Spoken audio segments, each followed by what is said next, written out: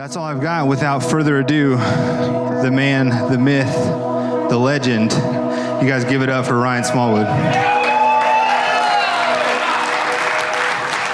I'm also going to be in trouble for that later. So. He knows better than that. Hey, I'm so glad you guys are with us this morning. We're going to continue this morning, but I also hope you're back next Sunday. Don't forget, next Sunday is Super Sunday. Okay, so what that means at Aldersgate is wear your favorite team jersey or shirt if you have one. If not, that's okay. Come, we're going to tailgate in the lobby, and we'll do a really different. If you've been at Aldersgate any length of time, you know you never know what you're going to get on Super Sunday.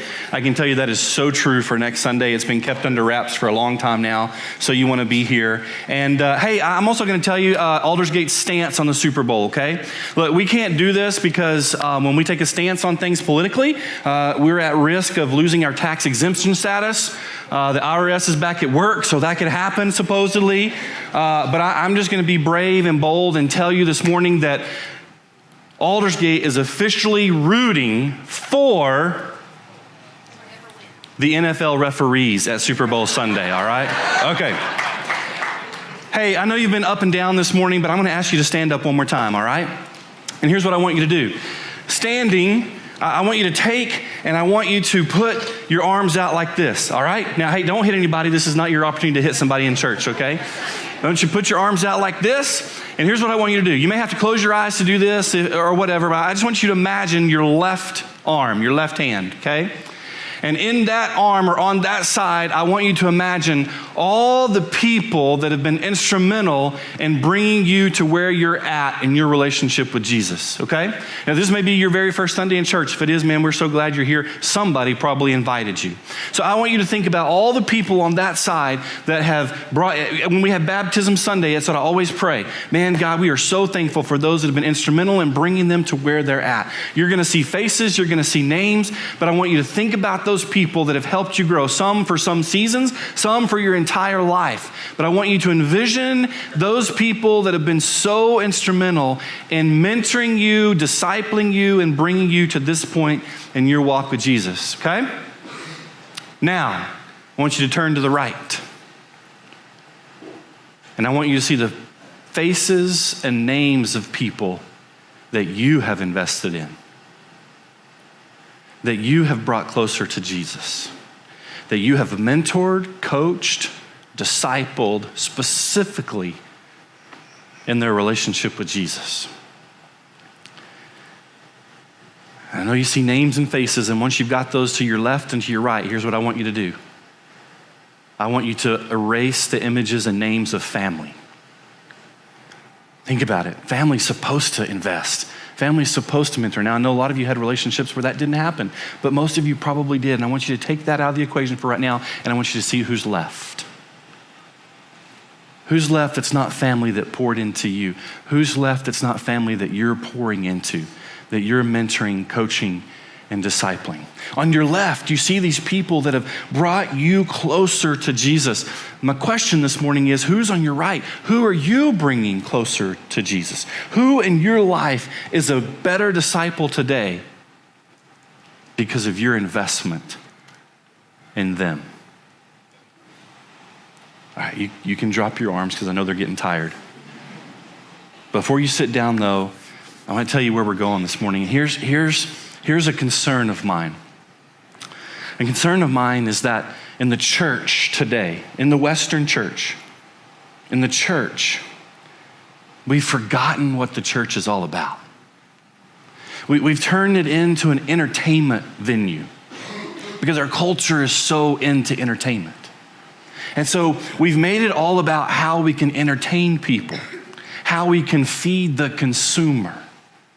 And we've forgotten that church is not about entertainment. It's about training.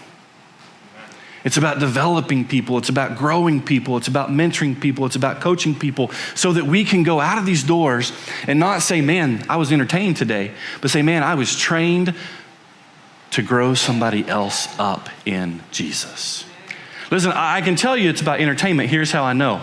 Because it's not very often a Sunday goes by that I don't get some anonymous note dropped in the black give boxes. Anonymously. about how we didn't entertain well. Very rarely do I have conversations with people about how we're not discipling well.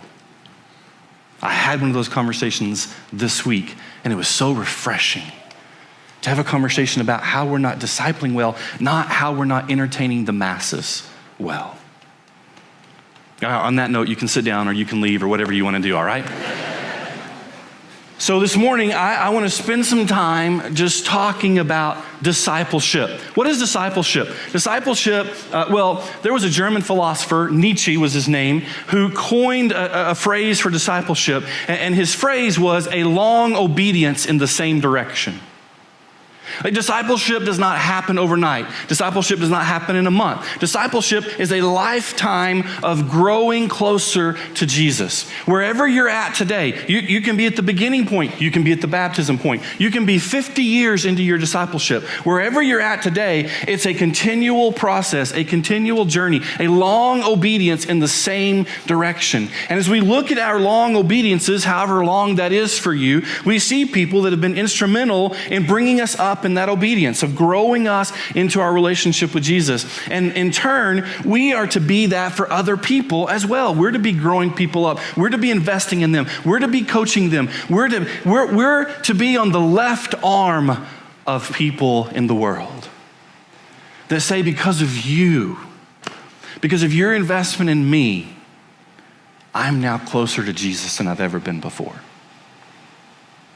And I want us to look at an example out of the Bible this morning of a relationship where this worked. The relationship is that between Moses and Joshua. So these are Old Testament characters. You got a Bible or a phone, open up to the book of Deuteronomy chapter 3, verse 28. Deuteronomy 3, 28. Moses, let me set the stage for you, was the gentleman that saw the burning bush. He was tending his father-in-law's sheep out in the wilderness. This bush caught on fire, yet it did not burn up. He was curious. He walked over to see the bush, and God called out of the bush to him and said, Moses, you're going to lead my people out of slavery.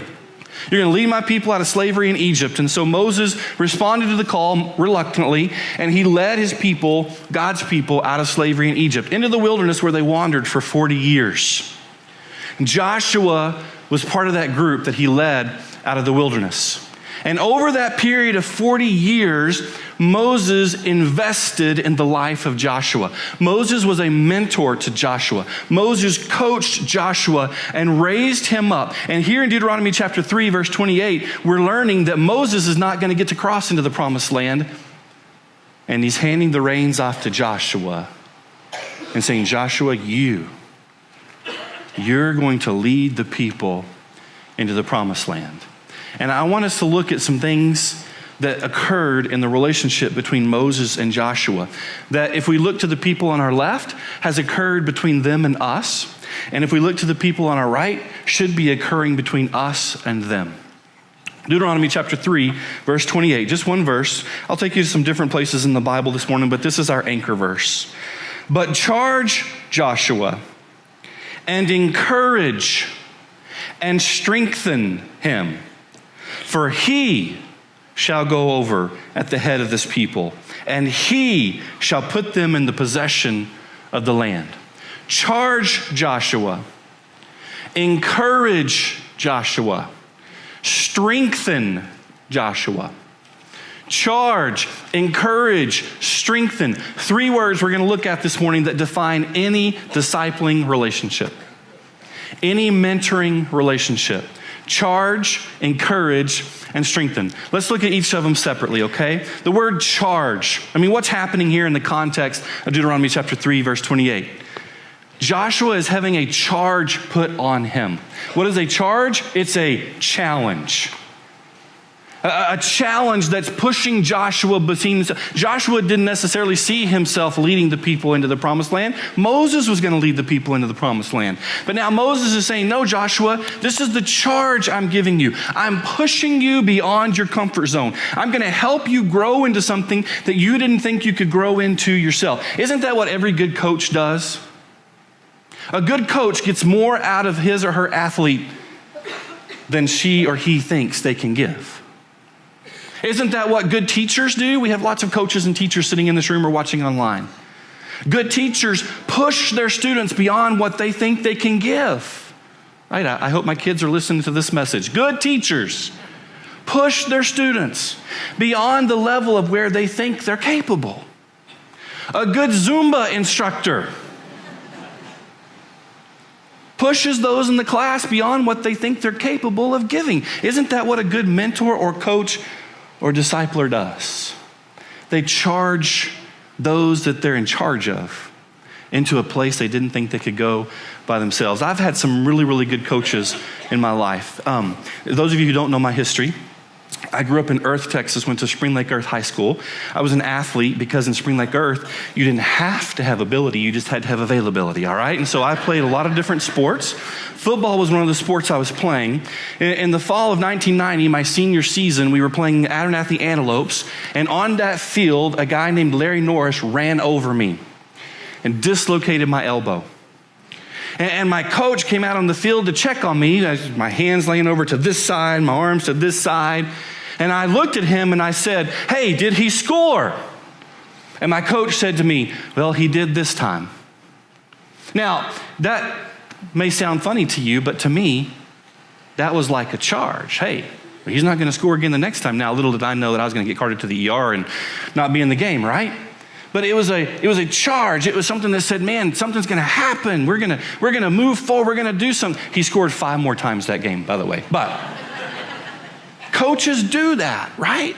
Listen, I want you to see where Moses did that with Joshua. You know, Joshua only shows up like 3 times in all the Bible before we get to Deuteronomy chapter 3. One of those places he shows up is in Exodus chapter 17. And in Exodus chapter 17, the Israelites, God's people, are in a battle against Amalek. And Moses feels by God to go up on the top of the mountain during the battle. You've probably heard the story. Moses went up on top of the mountain with his staff that was so important to his leadership. Aaron and Hur went up on the top of the mountain with him. They were fighting the battle, and as long as Moses kept his arms up with the staff raised high, they were winning. But if he dropped his arms, they would begin to lose the battle. And so Aaron and Hur came and held his arms up so that they would win the battle. Do you know who led the battle in the valley? Joshua. It's the first time we see Joshua. It's in Exodus chapter 17 when Moses said, "Joshua, this is what I'm called to do. Here's the charge I'm giving you. You lead the battle in the valley." Look, I want to show you something in Exodus chapter 17. This is really cool. After they won the battle, Exodus chapter 17, verse 14, here's what God says to Moses. Write this down. No, I'm not telling you to write this down. This is the verse. Exodus chapter 17, verse 14. He said, "Write this down as a memorial in a book and recite it in the ears of Joshua, that I will utterly blot out the memory of Amalek from under heaven." He wanted Joshua to have it in a book where he could go back and see it again and again and again and again to remind him of the charge that had been put on his life. There's an African poet, I'm going to butcher his name, Amadou Hampade, who said this: "When an old man is dying, it is as if the whole library is burning." I mean, you don't think of yourself in these terms often. I know you don't. But you're a whole library that other people need. And if God calls you to heaven today and you haven't invested in someone else's life, it's like your entire library is gone. All that you would have to share, all that you would have to give has been wiped out. You have been given a charge to charge others, to help them move beyond their bounds of comfort, to help them to step into something that they didn't know they could step into. Listen, you're going to come across people in your life that need your library when it comes to their marriage, when it comes to parenting, when it comes to handling their money, when it comes to their career, when it comes to growing in all of these places in life. Moses charged Joshua, you're called to charge others. Here's the second thing you do. Here's what Moses did with Joshua. He encouraged him.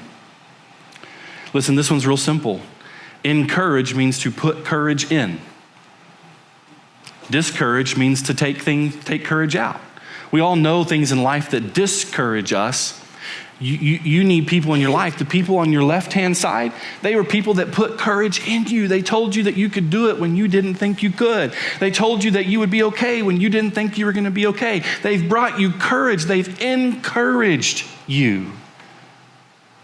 There's another story about Joshua in Numbers 13. This is the second time we see Joshua, actually. Many of you are probably familiar with this story too, but it was getting time for them to go into the promised land, and so they sent spies into the promised land. Joshua was one of those spies. There was 12 of them. The 12 that went to spy the land, only 2 of them, when they came back, gave a report that they should go and take the land. 10 of them were like, no, they're huge. They'll kill us.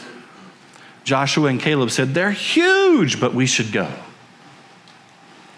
Now, I can't help but think that the reason Joshua would have that much courage is because Moses, along the way, had filled him with courage, had given him courage. In small things, told him, you can do it. Take the step. You can do it. Keep going. And gave him courage. You would certainly think about these people on your left that have done that to you. Who are you doing that with? Who do you have in your life right now that you're helping them stretch beyond their limits and encouraging them, letting them know they can do it? Hey, letting a parent of a toddler know it's only a season, you'll make it. Letting a parent of a teenager go, it's a longer season, but you'll make it. Encouraging them. Here's the third thing that Moses did with Joshua. He strengthened him.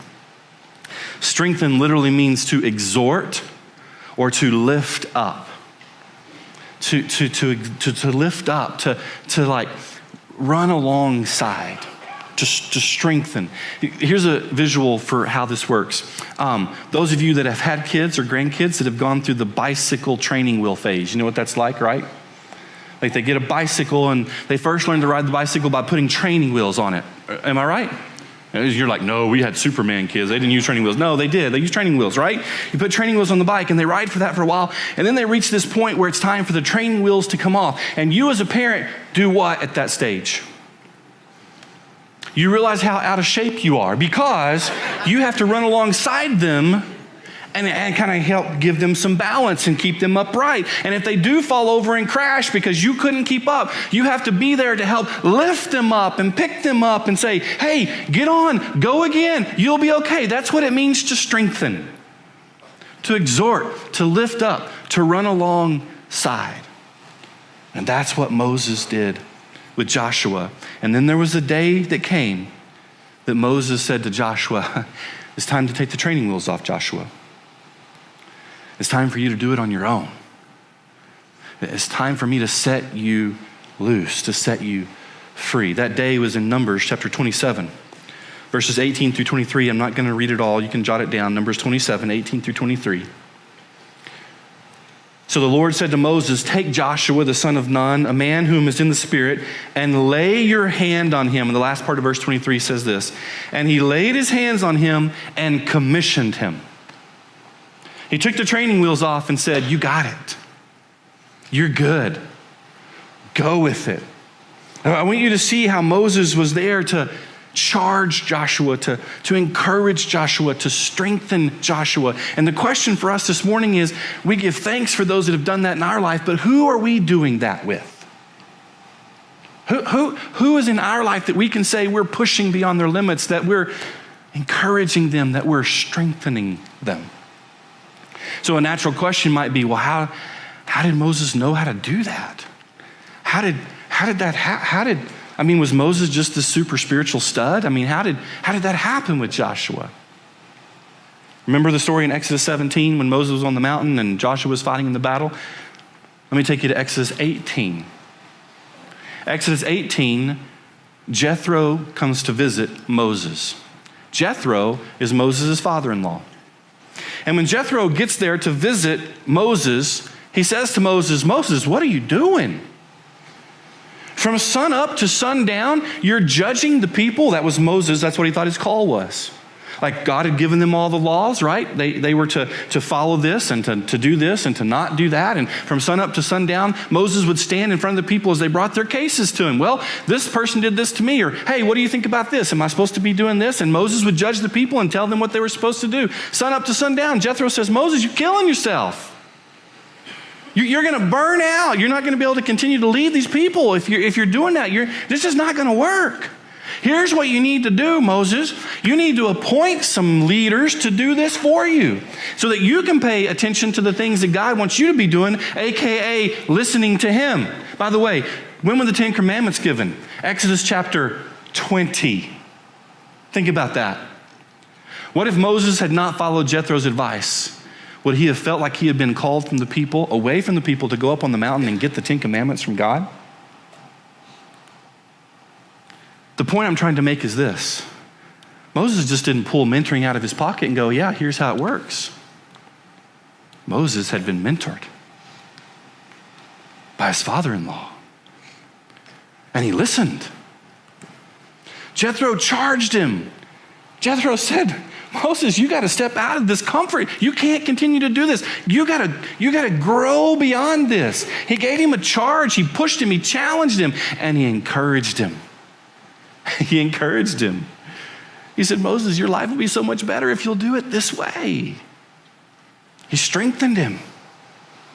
He took the training wheels off.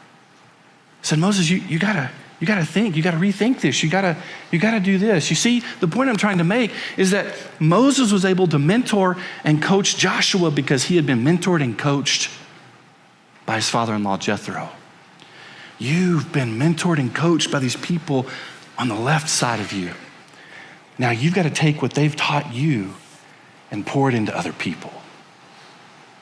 You've got to take what you've learned, how you've been charged and encouraged and strengthened, and pour that into other people. Can I give you a New Testament example? Because I know many of you are like, Old Testament. All right, New Testament, all right? 1 Thessalonians chapter 2, verse 12. I started to use Paul as the example today, but I didn't. But now this is Paul who mentored many, who coached many. And he's writing back to the Christians at the church in Thessalonica, and here's what he says in 1 Thessalonians 2:12. We exhorted, other translations will say strengthened. We strengthened each one of you and encouraged you and charged you to walk in a manner worthy of God. Isn't that something? Paul's model of mentorship was to charge, to encourage, and strengthen. We see it in the Old Testament, we see it in the New Testament. So here's what I want you to do this morning. I want you to stand back up. I want you to put your arms out again. I want you to look to your left. And I want you to see those people who've mentored you, who've charged you, who've strengthened you, who've encouraged you. And I want you to say a prayer of thanks to God for them. Just right now where you stand, thank God for those people in your life that have pushed you beyond where you thought you could go, that infused courage into you, that ran beside you when you needed someone beside you. Thank God for those people in your life.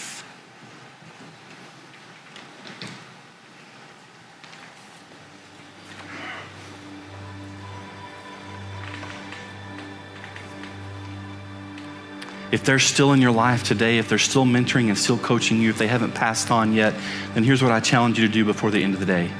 Find them in person, text them, email them, call them. Let them know how much you appreciate what they've done in your life, how they've pushed you, how they've encouraged you, how they've strengthened you. And then I want you to look to your right. And to those on your right that you are called to charge and encourage and strengthen. And some of you look to your right this morning and you go, there's no one there. And I just want you to stop right now and just ask God that he would help you to find people that you can walk through a long obedience in the same direction. that the river wouldn't stop or dam up with you, but it would continue to flow into other people.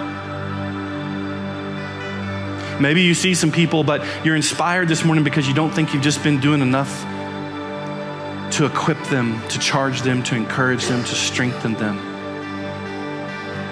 And I just want you to say a prayer. Whatever your situation is, you just say a prayer to God right now about the situation to your right.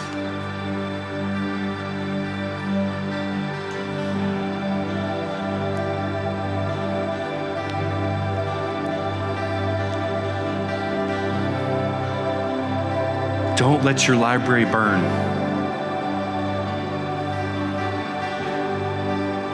Listen, the band's gonna sing a song this morning. You can put your arms down. You're like Moses, I'm tired. Put your arms down.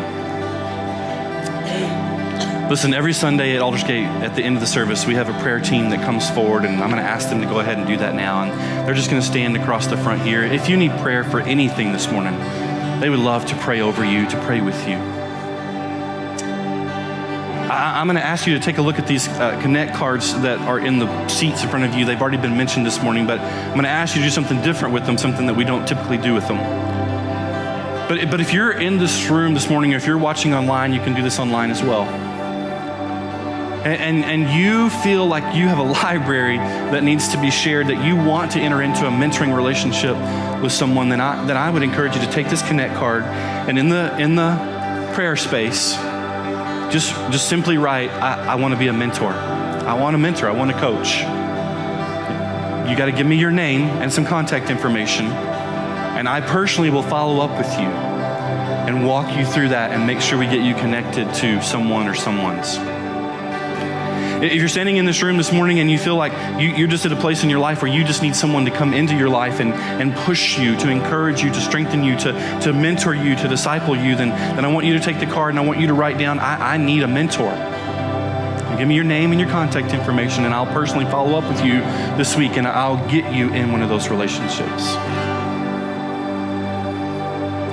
Look, let's be what the church is called to be. Let's train one another. Let's disciple one another. It's not a long event in the same direction. It's a long obedience in the same direction.